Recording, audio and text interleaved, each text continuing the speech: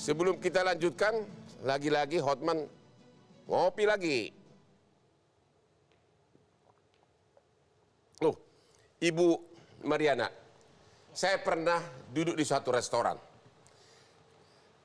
Ada seorang wanita muda yang melihat Instagram saya lagi di restoran itu datang menangis.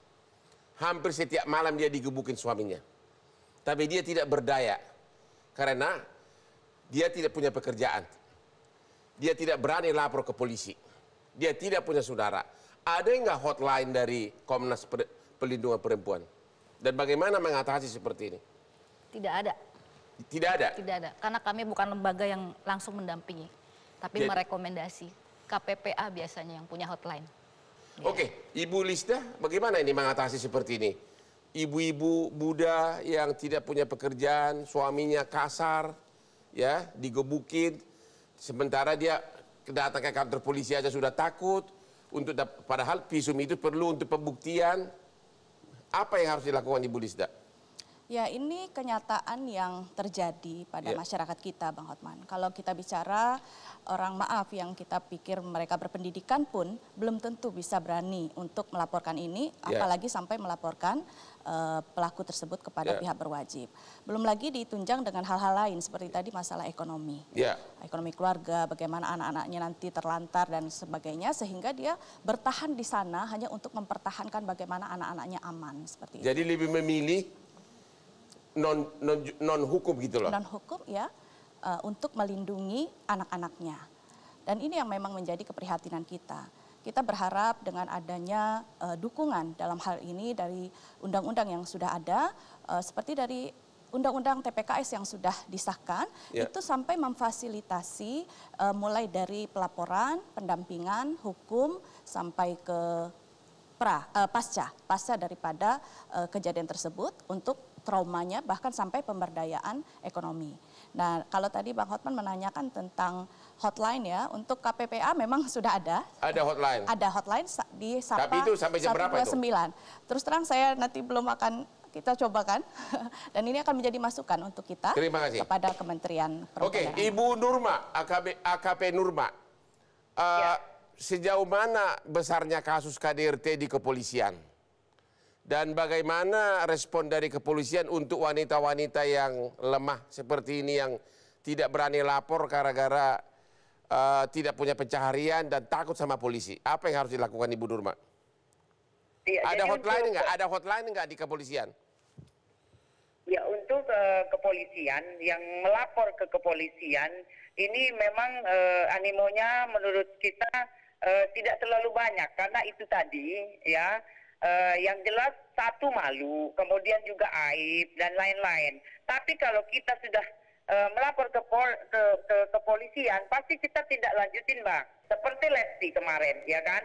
Kemarin dia melapor, kemudian kita cek TKP, kemudian kita bikinkan visum, kemudian kita mencari barang bukti pendukung, yaitu dari foto, kemudian CCTV, kemudian saksi-saksi. Yang jelas kemarin, yang jelas kita dari mulai satu barang bukti kita mencari kembali. Karena apa? Karena kita tidak bisa bergegabah di dalam hal ini. Kemudian juga dari saksi-saksi, yang jelas kata satu bisa masuk unsur, tapi kita memeriksa beberapa orang. Karena biar jelas duduk perkara, kemudian fakta itulah yang bisa menjawab semuanya, Bang. Izin. Oke, kalau di tengah malam, biasanya kan digebukin itu di tengah malam. Ya? Iya. Itu kalau ada telepon begitu ke kantor polisi, respon dari kepolisian bagaimana? Apakah harus si wanitanya yang datang ke kantor polisi, atau ada nggak sistem di kepolisian mendatangi rumah korban? Ya. Jadi di kita ini 24 jam, Bang. Jadi kita ada piket namanya. Jadi kita semua, saya juga dulu mungkin pengalaman saya sajalah. Jadi dulu saya juga piket sebagai PPA, kita juga setiap ada yang laporan, jika memang untuk korban tidak bisa mendatangi Polsek atau Polres, kita yang datang. Ya, jadi kita langsung sekalian cek TKP. Itu, Bang, izin. Oke, itu kan kasus Lesti, dia kan karena artis, makanya kepolisian bergerak cepat karena disorot oleh media. Apa itu benar? Kalau masyarakat biasa, ibu rumah tangga, misalnya penjual bakso, bagaimana respon polisi? Iya, jadi gini, kita ini makanya Pak, kita selalu semua kita tangani, ya. Jadi mungkin tidak jauh lah. Saya sajalah yang sebagai anggota kepolisian yang selama ini juga menangani, ya, menangani kasus begini. Kita biasanya nih. Ada yang lapor, kemudian memang dia tidak bisa, kita yang mendatangi, kemudian sekalian kita cek TKP, gitu loh Bang. Kemudian kita mencari barang bukti, apa yang bisa kita menjadikan pendukung, itu.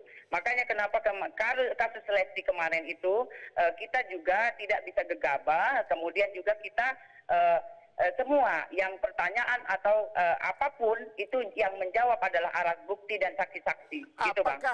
Apakah dalam kasus Lesti kepolisian merasa kecewa?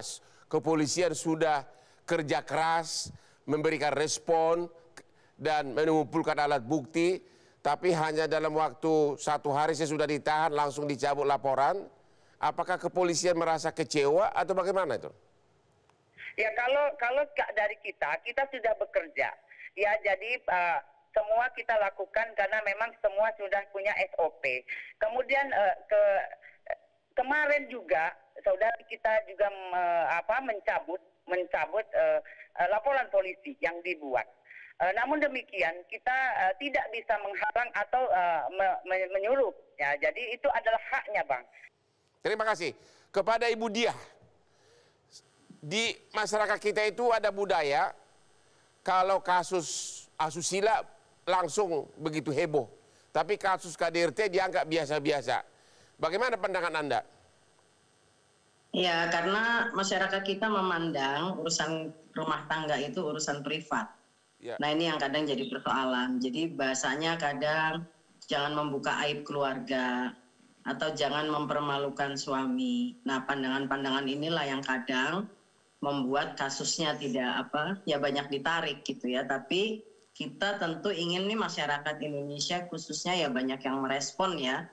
Dan kita berharap bahwa perlindungan itu benar-benar diketengahkan gitu ya terhadap korban gitu. Itu satu. Yang kedua, pendampingan korban secara hukum mungkin lebih intens karena kita nggak tahu ini kan anak-anak muda, ini kan situasi psikologisnya juga masih masih sangat tidak stabil baik korban ataupun pelaku gitu. Apakah KDRT itu menurut opini Anda karena kesalahan perempuan atau kesalahan suami banyakan? Selama ini dianggap seolah-olah kesalahan perempuan. Sebagian banyak kasusnya itu korbannya perempuan. Nah, kalau saya ya perempuan memang banyak disalahkan gitu ya, termasuk juga ketika untuk banyak paradigma ya, misalnya kalau diperkosa perempuan yang salah karena menggoda, kalau KDRT perempuan yang salah misalnya karena tidak dandan gitu ya. Jadi banyak sekali sebetulnya secara sosial itu perempuan disalahkan, tapi atau penyalahan korban gitu ya, korban disalahkan. Nah, ini bagaimana hukum kalau menurut kita dalam pembahasan di DPR, misalnya dalam Undang-Undang Tindak Pidana Kekerasan Seksual kemarin, kita cenderung berperspektif korban gitu. Kita ada di pihak korban gitu. Artinya ada positioning kita terhadap pembelaan terhadap korban karena apapun ya dia sudah menjadi korban. Dan ini kan kesalahan ini adalah bagaimana kita merespon sebuah tindakan kekerasan. Poinnya adalah tindakan kekerasan yang tidak bisa dibenarkan. Kita istirahat dulu setelah yang berikut ini. Orang awam kan bilang, kan udah berdamai, keadilan di negeri ini, gimana? Oke, pertama karena deliknya ini adalah delik biasa. Arti delik biasa, delik biasa kalau proses dicabut, hukum, tetap kepolisian berhak meneruskan. Wajib, Bang. Apa saran Ibu agar para korban KDRT ini berani melapor? Perlu dukungan moral, baik itu dari masyarakat, dari keluarga, maupun juga dari pihak hukum.